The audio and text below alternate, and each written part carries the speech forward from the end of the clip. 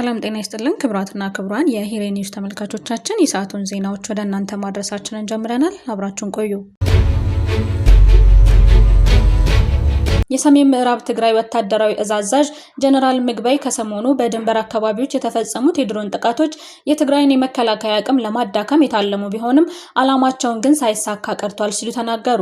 ጀነራል ምግበይ በሽራሮ ከተማ ባደረጉት ንግግር በቅርቡ በተሰነዘሩት የድሮን ጥቃቶች ሳቢያ የሰራዊት አባላት መስዋዕትነት መክፈላቸውን አረጋግጠዋል። መስዋዕትነት እየከፈልን ያለነው ለታላቅ ዓላማ ነው ያሉት ጀነራሉ ጥቃቱ በትግራይ ህዝብና ሰራዊት መካከል ያለውን አንድነት ይበልጥ ያጠናክረዋል ሲሉም ተናግረዋል። ጀነራል ምግበይ ንግግራቸው በአሁኑ ወቅት ወሳኝ በሆነ የታሪክ ምዕራፍ ላይ እንገኛለን ሲሉ ጠቁመው ያለን ምርጫ ገመዱን በጥሰን መውጣት አሊያም በዚያ ገመድ ታንቀን በድንግርግር ውስጥ መኖር ነው። ይሄ ደግሞ ምርጫችን አይደለም ብለዋል። ይህ ንግግራቸውም አሁን ያለውን ነባራዊ ሁኔታ ለመለወጥ እስከ መጨረሻ መስዋዕትነት ለመክፈል መዘጋጀታቸውን የሚያመላክት እንደሆነ ተተርጉሟል። የመከላከል አቅም አለን፣ ጠላቶቻችንን እናሸንፋለን ሲሉ የገለጹት ጀነራሉ ሰራዊቱ ግንባር ላይ እየተዋደቀ አመራሩ እየመራ ህዝቡ ደግሞ ደጀን ሆኖ በጋራ በመቆም ድልን እንቀናጃለን ሲሉም ተናግረዋል። ይህ ንግግራቸው አካባቢው ወደ ወታደራዊ ግጭት እያመራ መሆኑን የሚያመላክት ጠንካራ መልእክት አዘል እንደሆነም ተመላክቷል። ይህ የጀነራል ምግበይ ወታደራዊ ዝግጁነትን የሚያንጸባርቅ ንግግር የተሰማው በፌደራል መንግስቱና በህወሓት መካከል እየታየ ያለውን ውጥረት ለማርገብ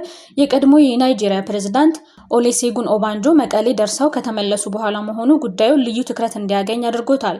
የፌደራል መንግስቱ እስካሁን በትግራይ ስላለው የጸጥታ ሁኔታም ሆነ ስለ ድሮን ጥቃቱ የሰጠው ይፋዊ መግለጫ የለም። የሟቾች ቁጥር 28 ደርሷል። ተሳፋሪዎቹ ትላንት ከመካነ ሰላም ተነስተው ደሴ ያደሩ ናቸው ተብሏል። ከደሴ ወደ አዲስ አበባ ሲጓዝ የነበረው የህዝብ ማመላለሻ አውቶቡስ ሰኔ 8 ቀን 2018 ዓ.ም ማለዳ ላይ በደረሰው አሰቃቂ አደጋ የ28 ሰዎች ህይወት ወዲያውኑ ማለፉን ፖሊስ አስታወቀ። አደጋው የደረሰው ከደሴና ኮምቦልቻ ከተሞች መካከል በሚገኘው የሐረጎ መንገድ ላይ ሲሆን አውቶቡሱ በግምት 100 ሜትር ጥልቀት ወዳለው ገደል መግባቱ ታውቋል። በአደጋው በርካታ ሰዎች ቀላልና ከባድ ጉዳት የደረሰባቸው ሲሆን በህይወት የተረፉ ወደ ሕክምና ተቋማት ለማድረስ ርብርብ እየተደረገ ይገኛል። ፖሊስ የአደጋውን መንስኤ በማጣራት ላይ መሆኑንም አሚኮ ዘግቧል። ከነዳጅ 235 ቢሊዮን ብር ታክስ ለመሰብሰብ ታቅዷል። በ2019 በጀት ዓመት መንግስት ቀጥተኛ ያልሆነ ታክስ ከነዳጅ ለመሰብሰብ ነው ያቀደው። 109.6 ቢሊዮን ብር ከኤክሳይዝ ታክስ፣ 126 ቢሊዮን ብር ቫት ለመሰብሰብ ነው የታቀደው።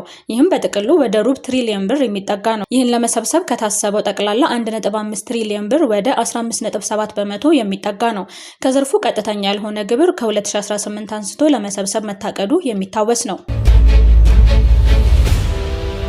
የምግብ ዋጋ 14.6 በመቶ ጨመረ። የግንቦት ወር 2018 ዓ.ም አጠቃላይ የዋጋ ግሽበት ደግሞ 13.4 በመቶ ሆኖ ተመዝግቧል።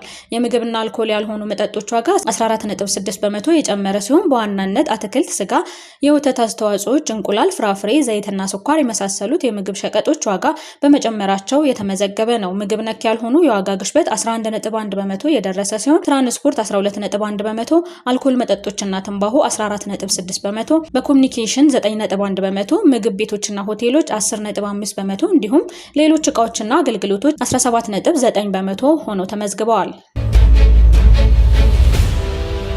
ኢራን እስራኤል ላይ ለተተኩስ ነው። የአሜሪካው ፕሬዝዳንት ዶናልድ ትራምፕ እስራኤል በሊባኖስ ዋና ከተማ ቤይሩት ላይ የሰነዘረችውን ጥቃት በጽኑ አወገዙ። ፕሬዝዳንቱ ዋሽንግተንና ቴሄራን ታሪካዊ የሰላም ስምምነት ለመፈረም በጣም ተቃርበው በሚገኙበት በዚህ ወሳኝ ወቅት እስራኤል የምትወስደው ወታደራዊ እርምጃ ሂደቱን እንዳያስተጓጉለው አስገንዝበዋል። ትራምፕ እድሉን አናበላሸው ሲሉ ጥሪ ያቀረቡ ሲሆን ከኢራን ጋር የሚደረገው የመግባቢያ ስምምነት ዛሬ ሊፈረም እንደሚችል በልበ ሙሉነት ተናግረዋል።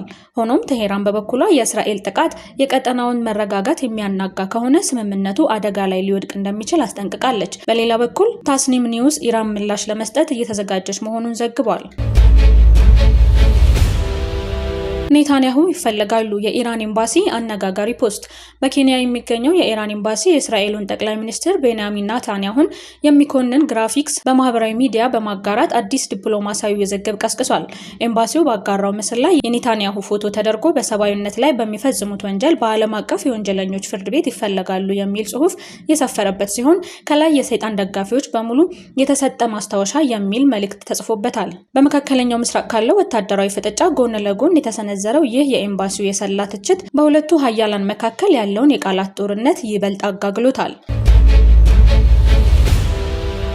የሶማሊላንድ ፕሬዝዳንት አብዱራህማን መሐመድ አብዱላሂና የሶማሊላንድ ቀዳማዊት እመቤት ፋውዶ ሳሮቤል ዛሬ እስራኤል ገብተዋል። ይህ ጉዞ ቴል አቪቭ ለሀርጌሳ የሀገርነት እውቅና ከሰጠች በኋላ የተደረገ የመጀመሪያው ጉብኝት ነው። ፕሬዝዳንት አብዱላሂ ከጠቅላይ ሚኒስትር ቤንያሚን ኔታንያሁ ጋር ጥብቅና ሰፊ ውይይት እንደሚያደርጉ የዲፕሎማሲ ምንጮች ተናግረዋል።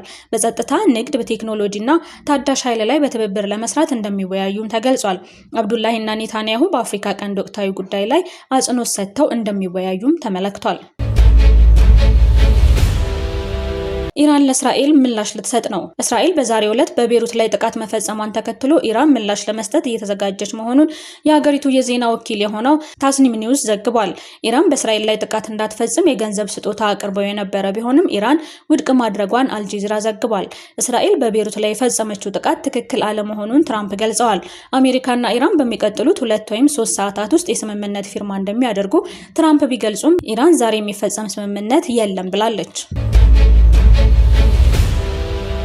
ኒጀር ግብረ ሰዶማዊነትን በሕግ ከከለከሉ ከ30 በላይ የአፍሪካ ሀገራት ተርታ ተቀላቀለች። የኒጀር ወታደራዊ ሁንታ ግብረ ሰዶማዊነትን በመወንጀል የሚቀጣ አዲስ የወንጀለኛ መቅጫ ሕግ ማውጣቱን አስታወቀ። ከሀገሪቱ የፍትህ ሚኒስቴር የተገኘው መረጃ እንደሚያመላክተው አዲሱ ሕግ ከትላንትና በስቲያ ሐሙስ ጀምሮ ተግባራዊ ተደርጓል። ስራ ላይ የዋለው አዲሱ ሕግ ግብረ ሰዶማዊነትን ወይም መሰል ድርጊቶችን የፈጸመ ወይም ለመፈጸም የሞከረ ማንኛውም ሰው ከ5 እስከ 10 ዓመት በሚደርስ እስራትና በገንዘብ ይቀጣል። ቅጣቱ ተመሳሳይ ጾታ ያላቸውን ሰዎች ጋብቻ ያስፈጸሙ ሰዎችን፣ ምስክሮችን፣ ጋብቻው እንዲፈጸም ፍቃድ የሰጡትን እንዲሁም የሰርጉን አዘጋጆች በሙሉ ያጠቃልላል ነው የተባለው። ከዚህ ቀደም በኒጀር ግብረ ሰዶማዊነትን በሕግ የተከለከለ ባይሆንም በህብረተሰቡ ዘንድ ከፍተኛ ማግለል ይደርስበት ነበር።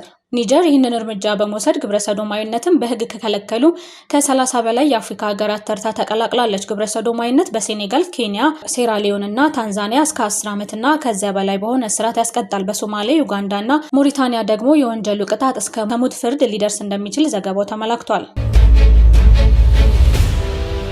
በህንድ በደረሰ የጦር አውሮፕላን አደጋ የ5 አየር ኃይል አባላት ህይወት አለፈ።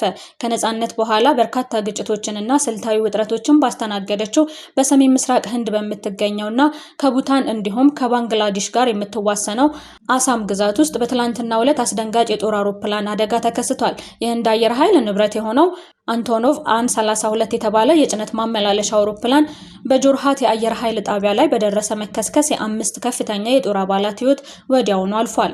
በታላቁ የብራህማ ፑትራ ወንዝ ሸለቆና በሻይ ምርቷ የምትታወቀው በዚህ ስልታዊ ድንበር ግዛት ላይ የተከሰተው አደጋ አውሮፕላኑ መደበኛ በረራ አድርጎ ከጠዋቱ 4 ሰዓት ገደማ በሮሪያ አየር ማረፊያ ላይ ለማረፍ ሲሞክር ያጋጠመው ነው። አውሮፕላኑ ከማኮብኮቢያው በመውጣት ተከስክሶ ለ2 የተሰነጠቀ ሲሆን ከፍተኛ ፍንዳታ በማስተናገድ በእሳት መጋየቱ ታውቋል። በአደጋው የ5 የጦር አባላት ህይወት ሲቀጠፍ ምክትል አብራሪው ግን በከባድ ቁስል ተርፎ በአሁኑ ሰዓት በሕክምና ላይ ይገኛል።